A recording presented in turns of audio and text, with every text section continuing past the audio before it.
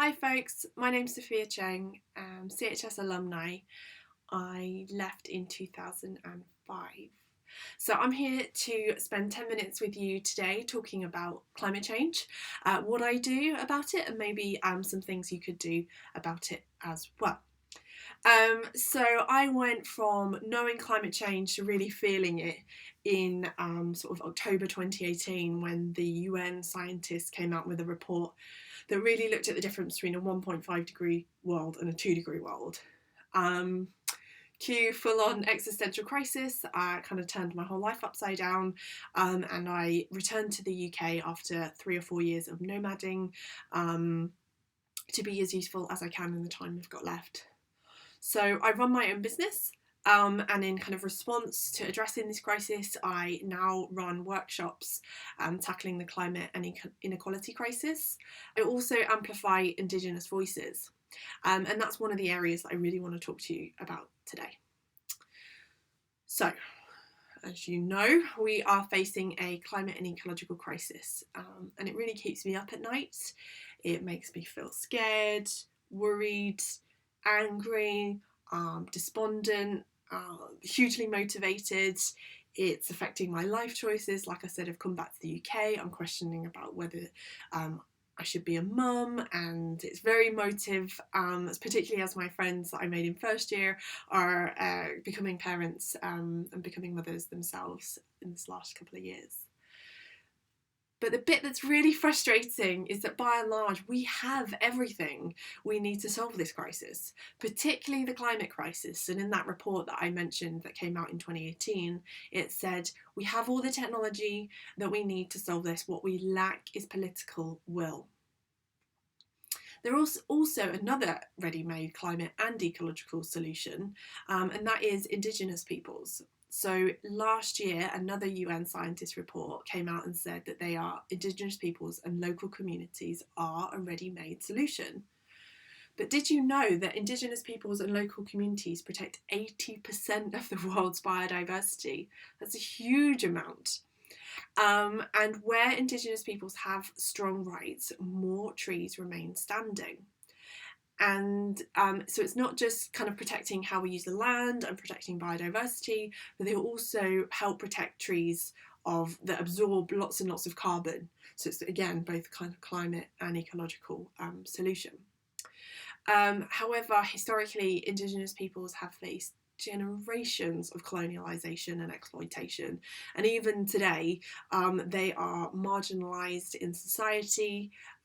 They have been face threats of violence and criminalisation. They are often killed as well while protecting their land, and often governments are giving away their land in the form of concessions that exacerbate the climate and ecological crisis. For example, mining concessions, palm oil concessions, and that kind of thing. And here's something really important I would invite you to consider, that the climate change is a human rights issue as well, and it's a deeply unfair fight. Those that are on the front line of the climate crisis right now are the ones that have contributed the least, particularly, for example, Indigenous and local peoples, but also from other communities, maybe low island nation states and things like that. There's also historical unfairness as well. There's a call for all nations, all peoples to cut their carbon emissions, but does a country like the UK, where the Industrial Revolution started, do we have a responsibility to cut our emissions faster? So that's just something I really wanted you to consider. We'll jump back to the solution of Indigenous peoples now. So we're going to visit the Indigenous Dayak Iban community of Sungayetik in West Kalimantan. I was really, really lucky to be able to visit them in 2017. This community is amazing. They are a model of how a community can manage their forests in a fair way, of kind of communal living, so looking at intergenerational living, but they are not immune to the threats of climate change as well. If not us, then who?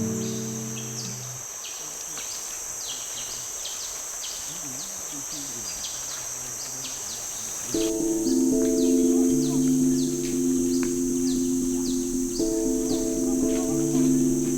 kita kehidupan kebersamaan di rumah panjang ini, ya ini adalah bukan mulai sekarang, tapi itu dari turun temurun sampai hari ini. Kehidupan kebersamaan, ya, rasa solidaritas itu. Memang rumah panjang memang itulah jiwa kekeluargaan tuh masih kuat. Masyarakat di sini sering kerjasama di dalam keadaan susah dan senang. Apabila tidak ada satu kesatuan di antara mereka, semua hutan dan wilayah kita ini bisa habis bekerja dalam sekelip mata.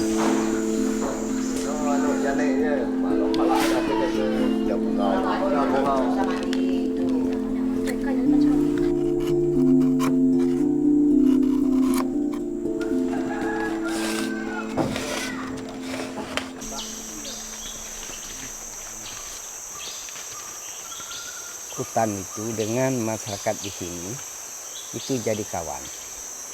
Jadi ya jadi kawan itu hutan membantu masyarakat itu, masyarakat tuh membantu hutan menyelamatkan. Itu untuk kebutuhan sehari-hari itu sangat penting bagi masyarakat Iban. Kalau cuaca lagi bagus, curah hujan, curah panas tuh stabil, hasil padi itu akan banyak. Apabila curah hujan tidak stabil, maka hasilnya kayak tahun ini kurang memuaskan. Cuaca ini kita tidak bisa prediksikan lagi, tidak sama dengan tahun-tahun yang lalu lagi. Ya kalau cuacanya memang kayak begini, bisa terjadi kelaparan.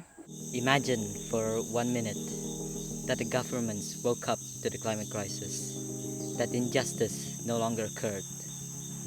I'm Kinan Tegar and I have lived in the forests of Borneo for my entire life. The indigenous peoples here have lived in their land for far longer than the states that now govern them. But now they are subjected to, at times, extremely unfair laws. Just last month, a customary leader from central Borneo was arrested and dragged out of his house for defending their territory from a palm oil company. Things like this has happened many times before, not only to indigenous peoples, but also to climate activists everywhere. It's time to make a change. It's time to raise our voice. It's time to think about the future we want. I hope you enjoyed that little trip to Sungayotik and just a tiny case study of how Indigenous peoples and local communities can offer a solution to the climate and ecological crisis that we're in. But now over to you. So what can you do? I've got 4 kind of areas that you might want to explore in more detail. Number 1, seek out other storytellers. So we heard from Kainan there, but who are the other Gretas? Where are they? And can you share the mic? Whose stories are not being heard and can you amplify them? Number 2, learn more about the role Indigenous peoples play in protecting forests and nature, and learn about their relationship to their land.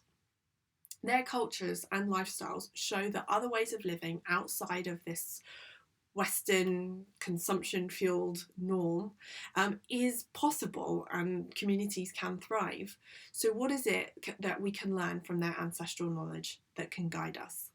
You can find a whole library of content at if not us then who.me/films, or if you want to see the kind of collections that I've been curating, put /playlists, and you can see more of Kainan's films and films from other young Indigenous storytellers right there. Number 3, this is a difficult one. I invite you to feel the climate crisis. Now I know that sounds a bit hippy-dippy and a bit woo-woo, but I think this is really important. I invite you to feel the positive feelings, but also the negative and messy ones as well. We've known about the climate crisis since 1990. That's when the first UN big science report came out on climate change. And I'm pretty sure that's before all of you were born. So the facts aren't enough. We need to mirror facts and feelings and then forge through with positive action. There's a quote that I found really helpful when someone told me about it a couple of years ago. Action is the antidote to despair. Number 4, I invite you, just like Kainan did, to imagine for 1 minute, what is the future you want to see? Can you taste it? Can you feel it? What do you want it to be like? Where are you having fun? What does a holiday look like, for example? And a quote that's motivated me through all of 2020, bleak as it has been, is, can we make the future so delicious that we are longing to be there? So I invite you, as my 4th suggestion, to imagine a delicious future. That's all from me for now. You can find out more if you want from the Indigenous stuff. Look at ifnotusanwho.me. If you want to find out more about the work I'm doing, you can visit withmanyroots.com. All right, thanks guys. Bye.